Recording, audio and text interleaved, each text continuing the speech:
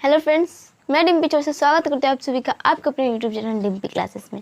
और आज के इस वीडियो में हम पढ़ने वाले हैं औसत यानी एवरेज।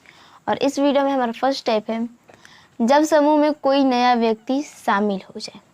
फर्स्ट क्वेश्चन है, क्रिकेट टीम के 10 सदस्यों की औसत आयु 30 वर्ष है। उनके साथ कप्तान को शामिल कर लेने पर औसत आयु 1 वर्ष बढ़ जाती है।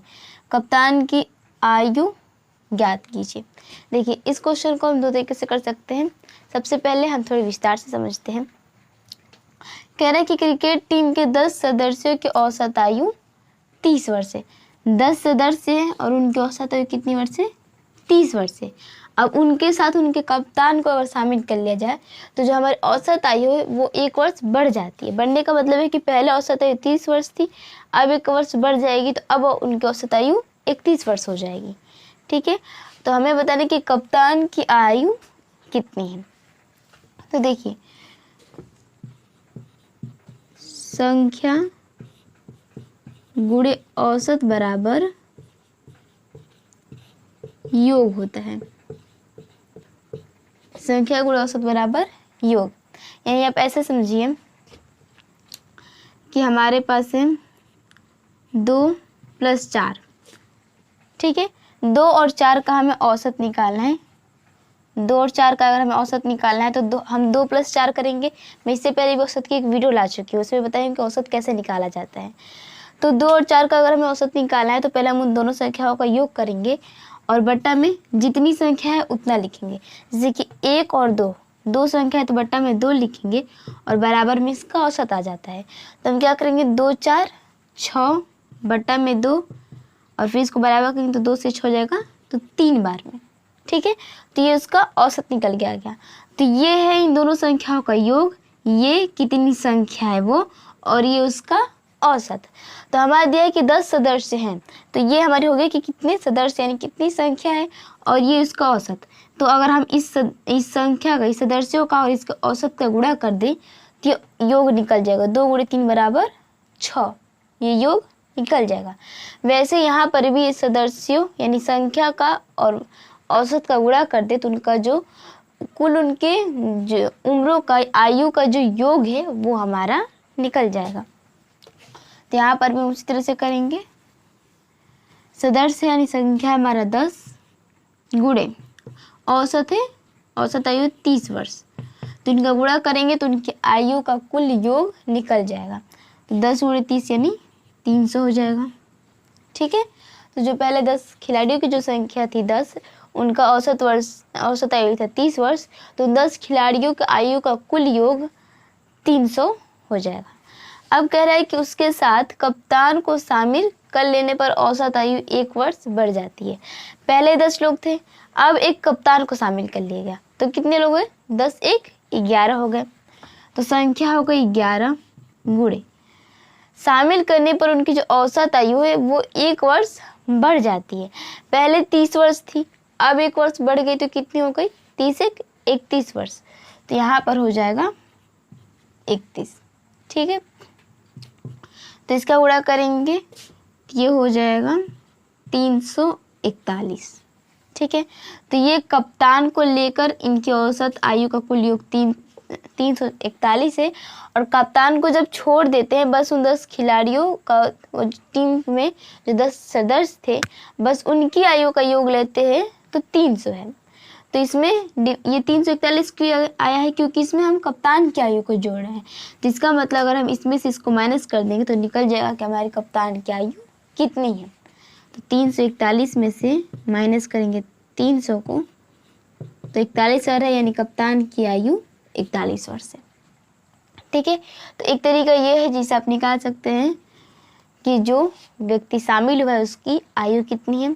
और दूसरा तरीका ये है कि हम क्या करेंगे कि जो हमारी औसत आयु, पहले हम उसे लिखेंगे।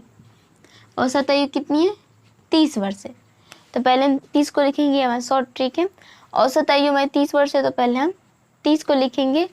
अगर व्यक्ति के शामिल होने से हमारी जो औसत आयु है वो बढ़ रही है तो प्लस करेंगे, और अगर कम हो रही है तो माइनस करेंगे। तो यहाँ पर औसत आयु बढ़ रही है तो यहाँ पर प्लस हो जाएगा। ठीक है, उसके बाद पहले 10 लोग थे और एक और आगे कप्तान, तो कुल मिला के कितने हो गए 10 1 11। तो 11। अब अगर ये 1 वर्ष बढ़ रहा है तो औसत आयु यानी सभी में बढ़ रहा है, तो ये 11 और गुणे में 1, जितना वर्ष बढ़ेगा गुणे में उतना। ठीक है, तो पहले हम अपने औसत आयु के लिखेंगे 30 यानी 30 प्लस, अगर बढ़ रहा है औसत आयु, किसी के आने से हमारे औसत आयु बढ़ रही है तो प्लस, और घट रही है तो माइनस। उसके बाद से कुल सदस्य कितने हो रहे हैं, पहले जो थे वो और प्लस जो हमारे शामिल हुए उनको मिलाकर, दोनों को मिलाकर कुल सदस्यों की संख्या जितनी हो रही है उतनी। यानी यहाँ पर पहले 10 लोग थे और एक कप्तान आएगा तो 10 1 11, तो प्लस 11 और गुणे जितना वर्ष वृद्धि हो रहा है उतना। ठीक है, अब बस इसी को सॉल्व करने से हमारा आंसर आ जाएगा कि जो हमारे बड़े हैं, जो बड़े हैं उनकी औसत आयु, मतलब उनकी आयु कितनी है। तो ये 30 प्लस 11 एकम 11, 30 में 11 जोड़ेंगे तो 41 आ जाएगा। तो यानी यहाँ से भी निकल गया कि कप्तान की आयु 41 वर्ष है। सेकंड क्वेश्चन है, किसी दफ्तर के 6 कर्मचारियों की औसत आयु 37 वर्ष है। एक नया कर्मचारी नियुक्त हो जाने पर औसत आयु 2 वर्ष कम हो जाती है, नए कर्मचारी की आयु ज्ञात कीजिए। देखिए इस क्वेश्चन में कह रहा है कि औसत आयु 2 वर्ष कम हो जाती है। पिछले क्वेश्चन में 1 वर्ष बढ़ रही थी, इस वाले क्वेश्चन में 2 वर्ष कम हो रही है, तो ये भी आसानी से हो जाएगा। पहले हम विधिवत वाला तरीका देख लेते हैं, गुणा वाला। किसी दफ्तर के 6 कर्मचारियों की औसत आयु 37 वर्ष है। कर्मचारी कितने हैं, 6 हैं, कर्मचारियों की संख्या कितनी है, 6 है, और उनकी औसत आयु है 37 वर्ष। तो 6 गुणे 37 कर देंगे तो 6 कर्मचारियों की आयु का कुल योग निकल जाएगा। तो 6 गुणे 37, 7 के 22 को 2 से में 4, 7 18 4 22, यानी 222। अब कह रहे हैं कि एक नया कर्मचारी नियुक्त हो जाने पर औसत आयु 2 वर्ष कम हो जाती है। 6 कर्मचारी पहले से थे, एक नया कर्मचारी और नियुक्त हो जाएगा तो 6 1 7 कर्मचारी हो जाएंगे, और औसत आयु 2 वर्ष कम हो जाती है। पहले 37 वर्ष थी, अब 2 वर्ष कम हो जाएगी, तो 37 में से 2 को माइनस कर देंगे तो 35, यानी 35। तो यहाँ पे 35 हो जाएगा।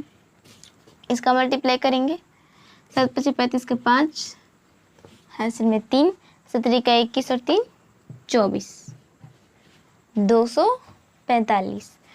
तो जब 6 कर्मचारी थे तो उनके आयु का कुल योग 222 था, और 7वें के आने पर उनके आयु का कुल योग 245 हो गया। इसका मतलब कि अगर हम इसमें से इसको माइनस कर देंगे तो जो 7वां कर्मचारी है, यानी जो नया कर्मचारी है, उसका आयु निकल जाएगा। तो 245 माइनस 222 बराबर हो जाएगा 23 वर्ष। यही 7वें कर्मचारी यानी नए कर्मचारी की औसत, नए कर्मचारी की आयु 23 वर्ष हो जाएगी, ऑप्शन नंबर बी। और इसको शॉर्ट तरीके से करें तो हमारा जो औसत आयु है, पहले हम उसे लिख लेंगे 37 वर्ष, औसत आयु 37 वर्ष।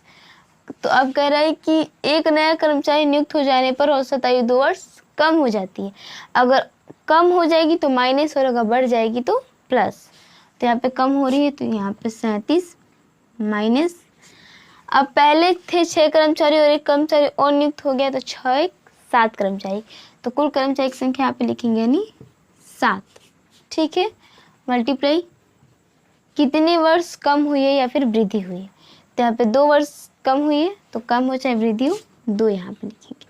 ठीक है, कम होगी तो यहाँ पर माइनस, और वृद्धि होगी तो यहाँ पे प्लस, और सब वैसे ही रहेगा। औसत आयु यहाँ पर माइनस कुल कर्मचारियों की संख्या, यानी पहले जितने कर्मचारी थे वो प्लस जो आए हैं वो, दोनों का मिलाकर कुल कर्मचारी की संख्या यहाँ पे, गुणे जितने वर्ष कम हुई है फिर वृद्धि हुई, जितने वर्ष का अंतर आ रहा है उनके औसत आयु में, वो यहाँ पर हो जाएगा। ठीक है, अब 37 माइनस 7 दूनी का 14, 37 में से 14 को माइनस करेंगे तो यहाँ पर भी 23 वर्ष आ जाएगा।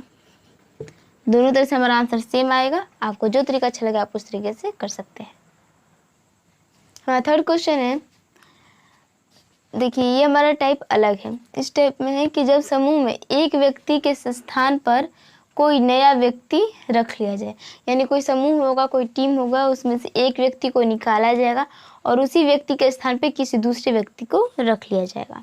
ठीक है, तो तो इसमें हमारा थर्ड क्वेश्चन यानी इस टाइप का हमारा फर्स्ट क्वेश्चन है 10 व्यक्तियों के समूह में से 60 किलोग्राम के एक व्यक्ति को हटाकर उसके स्थान पर एक दूसरा व्यक्ति रख लिया गया, जिससे औसत भार 1 किलोग्राम बढ़ गया। नए व्यक्ति का भार ज्ञात कीजिए। देखिए इसमें कह रहे हैं कि 10 व्यक्तियों का समूह है जिसमें से 60 किलोग्राम के एक व्यक्ति को हटा दिया गया। 10 व्यक्तियों का कोई समूह है जिसमें 60 किलोग्राम के किसी व्यक्ति को हटा दिया गया और उसी के स्थान पर किसी दूसरे व्यक्ति को रख लिया गया जिससे औसत भार 1 किलोग्राम बढ़ गया। यानी पहले उनका जितना औसत भार था उससे 1 किलोग्राम इनका औसत भार बढ़ गया। तो हमारे जो नए व्यक्तियाँ हैं उनका भार हमें बताना है। तो ये हमें पिछले लोग क्वेश्चन से ज़्यादा अलग नहीं है, हमें उसी तरह से करना है। बस अब पिछले क्वेश्चन में क्या करते थे कि पहले हम औसत लिखते थे, लेकिन यहाँ पर हम निकले गए व्यक्ति का भार लिखेंगे। जो व्यक्ति निकल के गए हैं उनके भार लिखेंगे, यानी 60। अगर उनकी निकल के जाने के बाद जो दूसरे व्यक्ति आ रहे हैं उनके आने से अगर औसत भार में वृद्धि हो रही है तो प्लस और कमी हो रही है तो माइनस। तो यहाँ पर हमारा औसत भार में वृद्धि हो रही है, बढ़ रहा है तो प्लस। उसके बाद हम संख्या लिखेंगे कि कुल कितनी संख्या है। तो पिछले वाले क्वेश्चन में हमें संख्या परिवर्तित हो रही थी, लेकिन यहाँ पर हमें संख्या परिवर्तित नहीं होगी। अगर यहाँ पे 10 व्यक्ति हैं तो इन 10 व्यक्ति का कोई समूह है, उसमें से एक व्यक्ति को निकाल रहे हैं और उसी के स्थान पे किसी और व्यक्ति को रख रहा है, तो हमारा संख्या परिवर्तित नहीं होगी, 10 की 10 ही रहेंगे। तो यहाँ पर जो संख्या होगी वो 10 ही रह जाएगी।